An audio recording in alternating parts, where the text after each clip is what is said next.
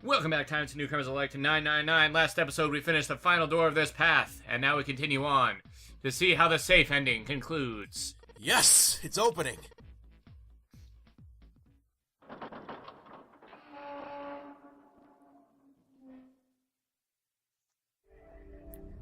You found it! That's the final frickin' room of this path. Oh, yeah. The hallway that left the cargo room headed straight toward the stern. Junpei and the other three proceeded down it silently. Some distance along it, a large room opened up on the left-hand side. It looked familiar. An iron grate covered each of the elevators. Junpei and his companions drew to a stop and began to discuss what their next move should be. We've seen this elevator before. We got off the one on the left just a little while ago. Then we went through the number 6 door, and it took us up to the engine room. Yes, and after that, we passed through the cargo room. And now we're back here. In other words, we made a loop. We're back where we started. Junpei approached the elevator. Gently, he pushed a triangular button on the wall next to it. A moment passed.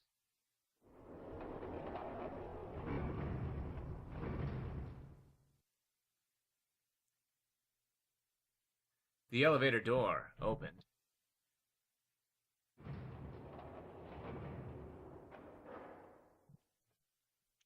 And shut. Pushing the button had apparently restored power to the elevator. The elevator was now functional. What do we do? Should we return to C deck? No, this hallway keeps going.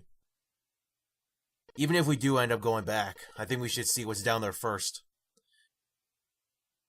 I agree. Let's go. Their decision made Junpei and his companions left the elevators behind and continued down the hallway. Some time later, Santa, who had been walking several paces in front of the rest, suddenly stopped. Set in the wall in front of him was a door. So far as Junpei could see, there was no other way to proceed. It was the door or nothing. Alright, let's open it. Junpei took a deep breath, readied himself, then grabbed the doorknob and pulled the door open.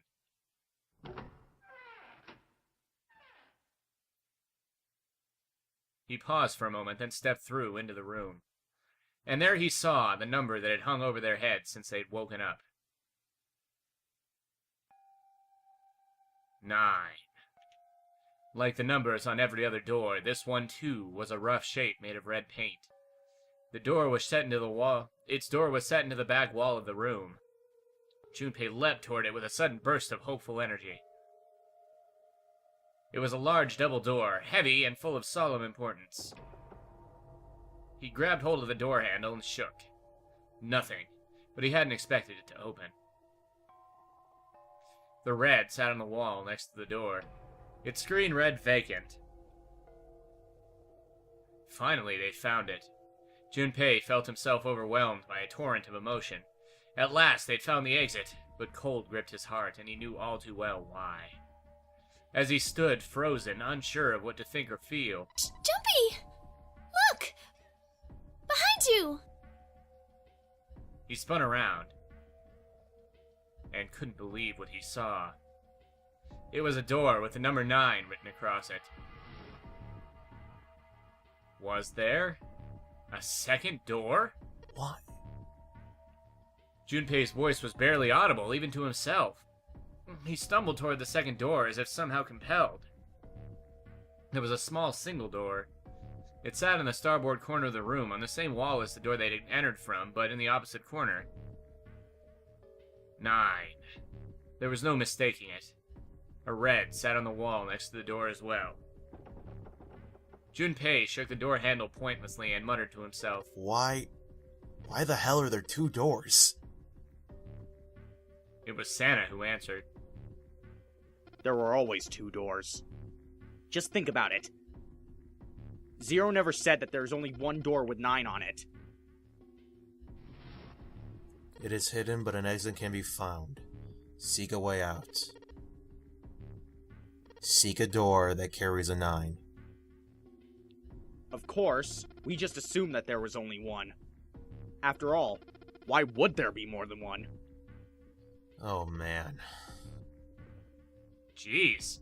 Junpei was stunned. Zero's trick had taken him completely by surprise. There were 2 doors. That meant that all 9 people who had met at the central staircase could escape and leave no one behind. Now the reason for the bracelet numbers being 1, 2, 3, 4, 5, 6, 7, 8, 9 was clear. Divided in 2, the digital route for both teams would be 9. For instance, 1, 2, 7, and 8, and 3, 4, 5, 6, 9, digital route for both teams would be 9. Or 2, 3, 4, 9, and 1, 5, 6, 7, 8, the digital route would also be 9. There were many other workable combinations, but they all ended the same way, a digital route of 9. What did that mean? The answer was quite simple. From the very beginning, the nonary game was designed to save all 9 people. Zero hadn't been lying. Zero had never said there is only one door. But anyone who'd found themselves in the game would have assumed that was the case. Fights would have broken out. One team would likely betray or deceive the other. Someone might be hurt. Someone might get killed. But eventually they would reach the room Junpei now found himself in and realize the pointlessness of whatever violence they'd visited upon each other. There were 2 doors. No need to kill each other. They'd understand and be appalled, overwhelmed with guilt at what they'd done. Perhaps that was the purpose of the game. That was how the nonary game was meant to be played. Fortunately, they hadn't started to fight one another, at least not yet. But if one misstep was made, if the wrong mistakes happened, the stakes would rise and the noose would tighten. The thought of it sent a chill down his spine. So, what are we gonna do, Junpei? A voice broke through Junpei's frantic thoughts. Santa's voice. It brought Junpei back to his senses. No use worrying about the future. He needed to figure out what they were going to do next. There were 4 people in the room. Ace, Santa, Junpei, and June. Their bracelet numbers were 1356. The digital route would be 6. In other words, the 4 of them couldn't open a door with the number 9. But what if there were only 3? Would door 9 be open with 3 of them? It took him no time at all to determine the answer. There was only one combination of 3 people that would give a digital route of 9. 1, 3, 5 equals 9. That would mean... No! We gotta go back! That wasn't a possibility he was willing to consider. Santa and Ace agreed. Yep. I agree. We cannot leave June behind. Junpei let out a breath he hadn't realized he'd been holding. Are you sure? I don't mind staying. June's body betrayed her true feelings. Her eyes were wet with the beginnings of tears, and her legs shook. It's okay. There's no way we'd leave you behind. Santa had said what Junpei had known the moment he realized which 3 people could go through the door. Besides, I'd rather drown at the bottom of the ocean than escape with this sausage fest. Maybe I'll get to go to Atlanta. Ah, are you sure you don't mean Atlantis? Oh. Right. Perhaps it was a sudden reassurance that no one wanted to leave June behind, but Junpei laughed harder than he had in some time. Santa and Ace smiled. You guys... June blinked tears from her eyes and bit her lip. She didn't seem to know what else to say. Very well. Best we head back to C-Deck then. We should be able to take the elevator we passed earlier. Perhaps Clover, 7, and Lotus will have returned from door 1. Even as Ace spoke, they knew finding the others wouldn't improve the situation. There was no way they could be split into teams that could both go through the doors. Ace knew it. They all knew it. But there was nothing else they could do. They would find the other 3 and search for another solution. Alright, let's go. Ace looked at all 3 of them, then turned and headed through the door. Santa and June followed. Junpei started toward the door, then stopped. He'd been too busy with other concerns to notice the room itself. It didn't seem terribly important now, but what exactly was it? Junpei looked around the room for the first time, noticing the things that weren't doors with 9 on them. A red carpet ran between 2 columns of wooden benches that ran the length of the room. The carpet began at the large set of double doors and ran towards the bow, Junpei wasn't sure. Was it an altar, perhaps?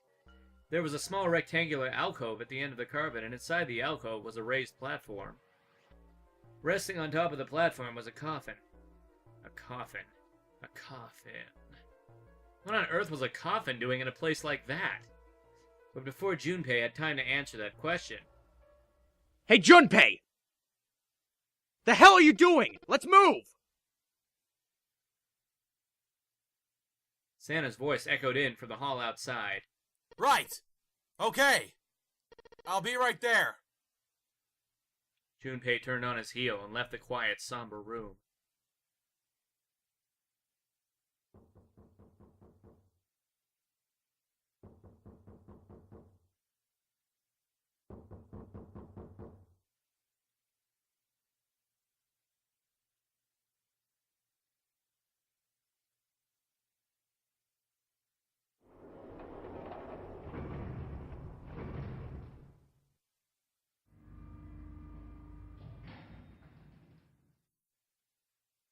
They took the elevator up to C deck. Once there, they headed back toward the main hall and the central staircase. It didn't take them long. Junpei found 7 and Lotus waiting for them. They didn't look happy. We've got a problem. Clover is gone. Junpei and his 3 companions looked at one another. He turned back to 7 and Lotus. What do you mean, gone? Santa, Ace, and June had their own questions to ask. When? Why? You two went into door 1 with Clover, didn't you? 7 and Lotus responded, but as best they could. Yeah, we went through the door together. But Clover barely spoke to us. She just did her own thing the whole time. There were 4 rooms on the other side of door 1. She wouldn't let us into the 4th room. She just said, "I'll take care of this one." And shut the door. She must have blocked it with something on the other side. We waited for a while, but Clover didn't come out. We called for her, but she didn't answer. So I kicked down the door and we went into the room. But It was empty. Clover wasn't there. There was a door on the other wall. And it was open. We figured she opened the door and left by herself. We ran after her, of course, but... Well, obviously, we didn't find her. You figured out that much. Clover's gone. Junpei thought for a moment. When did this happen? We got her just before you. You certainly have excellent timing. So you haven't searched anywhere other than near the staircase? No, we haven't. Finally, Ace spoke. His voice had an edge of resolve and concern. Very well then. We'd best separate and look for Clover. We haven't much time left. Let's begin! There were quick nods all around, and the 6 remaining players spread out. Junpei and June ran to the large hospital room together. As quickly as they could, they searched around and under the beds and in the corners. She's not here. No, she isn't. Alright. Just in case, we should go take a look in the shower room. The shower room? That's where her brother is. She might have gone to see him. June bit her lip. She knew as Junpei did there was only one thing to see in the shower room, and it wasn't pleasant. Well, we might as well check, right?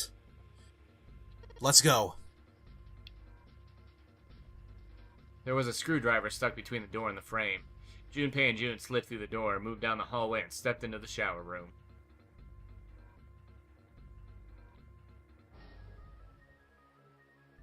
No luck. Yeah, I don't think she's here. June's voice was faint, and she placed her hands over her mouth. Her face looked a little green. The stench in the room was almost unbearable. It had grown far more unpleasant since their last visit. If Junpei had eaten a lunch, he would have had difficulty retaining it. He wanted to leave the room as soon as possible, but he had to be sure. And the only way to be sure was to check the other side of the divider. Wait here. June offered no resistance and nodded weakly to Junpei as he headed around the divider. He stopped at the corner and turned his head. As he'd expected, Clover was nowhere to be seen. The only thing on the other side of the divider was a dead body, lying in a reddish-brown puddle of dry and drying blood. There are many ways a man can die, but this... The skull was shattered, and the head little more than a pulpy mass of brain, bone, and viscera. The left arm was hideously twisted into a horrific alien shape, the bright white of the ulna shining through the remains of skin and muscle. Huh? Wait. Bright white. Ulna. Bones. The pieces fell into place. Junpei remembered something Clover had told him in the laboratory. My brother's left arm is... It's not like a normal person's arm. The accident hurt him really bad. To save him, they had to cut off his arm. Of course. Of course! Why hadn't he realized it earlier? Clover had told Junpei that Snake's left arm was prosthetic, but the left arm of the corpse behind the divider was quite clearly a real human arm. At least it had been once. That meant the corpse.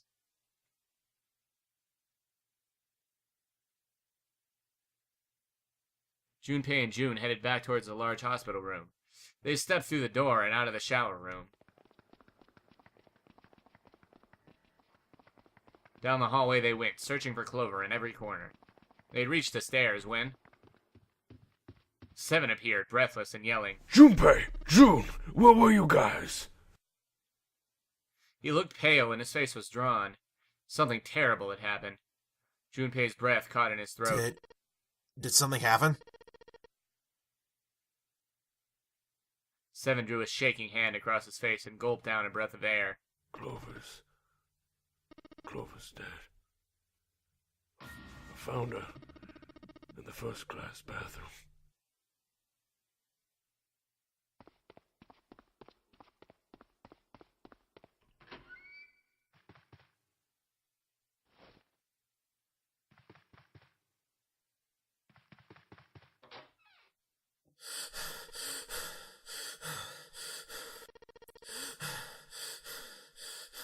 All sounds ceased for Junpei. The world was an empty, muffled expanse.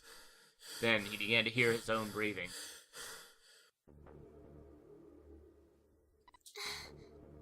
June's mouth moved, but he heard nothing.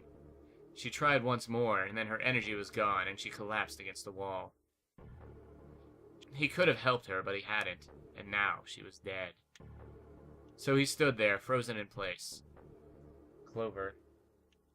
Clover. Why? Why had this happened? He forced his body to move.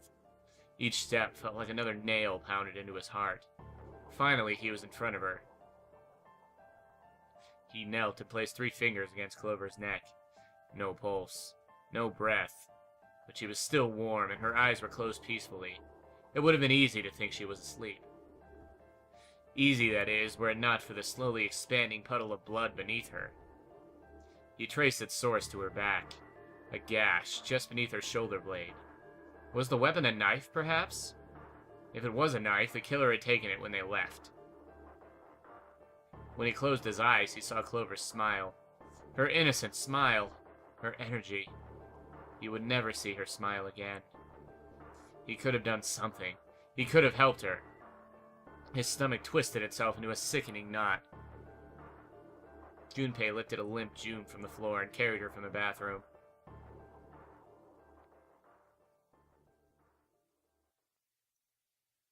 Are you alright? It was a foolish question, and he knew it. Yes, I think so. Her voice was weak. The fever had gone down, but the emotional scars she'd received were not likely to recede as quickly. Junpei laid his hand on her shoulder, and they walked back to the bedroom. You should get some rest. He lowered June until she was sitting against the bed. She nodded once and stared at the floor. There were 4 others in the room. Ace, Lotus, Senna, and Seven. They all stared at nothing, their faces drawn and tired. After a while, they drifted into the bathroom to see Clover's corpse themselves. Once everyone was back in the bedroom, Junpei walked slowly to the center of it and looked around as the slumped figures gathered there. Who was the first to find the body? Me. Seven spoke from behind Junpei. He turned around. Seven's hand was up. Why'd you come to this room? To look for Clover. Why else? I found her body in the bathroom. As soon as I did, I ran outside. I got to the top of the stairs by the casino and yelled as loud as I could. Hey guys, I found her! But it's bad. She's at the bathroom on the first-class cabin. Come quick!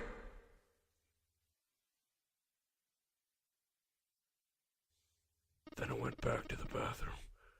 Ace, Santa, and Lotus showed up real soon after that. But I guess you two hadn't heard me or something, because you didn't show up.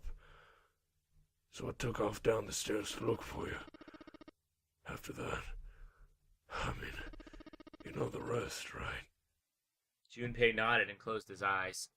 There was one more thing he needed to ask. Seven, there's one more thing I'm worried about. What's that?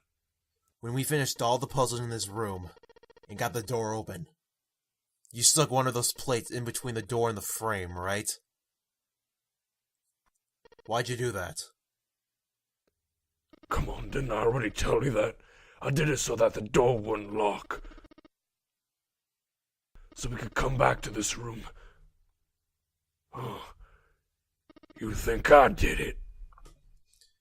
Well, I don't know. That kind of depends on what you say, doesn't it?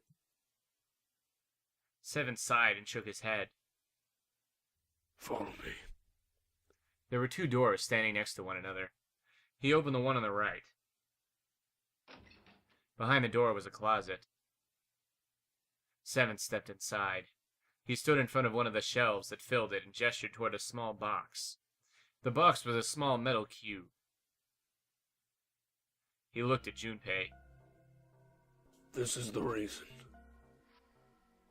This safe. We couldn't open it when we were getting through this room.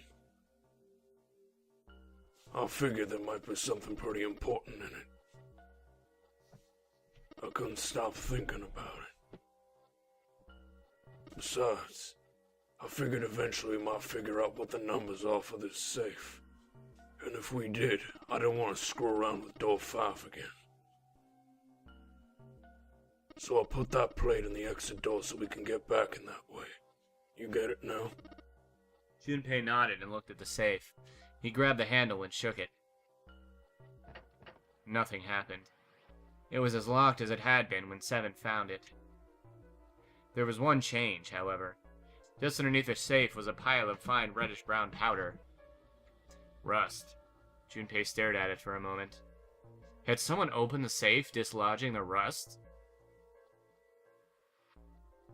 Junpei left the closet. Seven followed him back to the bedroom. It was cold and quiet. No one spoke. They sat, frozen in place by shock and grief and fatigue. The room felt tiny and oppressive, and the thick metallic smell of blood filled the room. Junpei turned and headed for the living room. Anything to get out of there.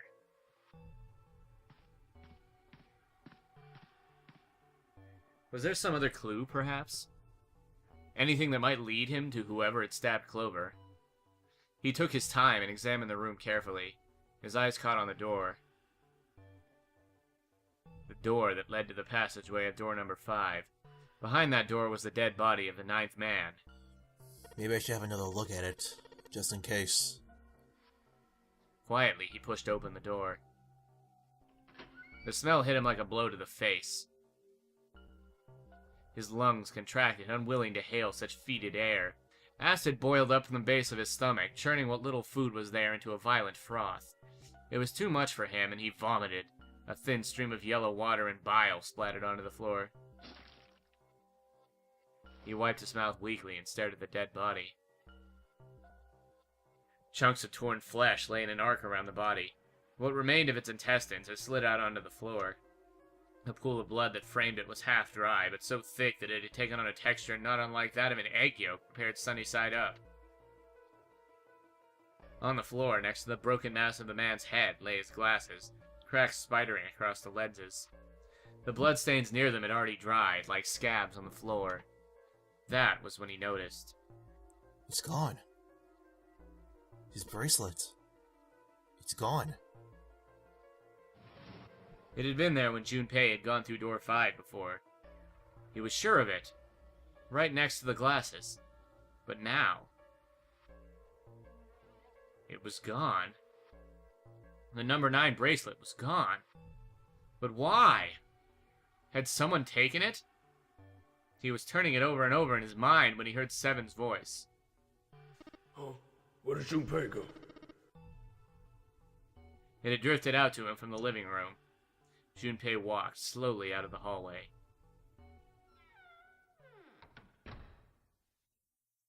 Oh, there you are.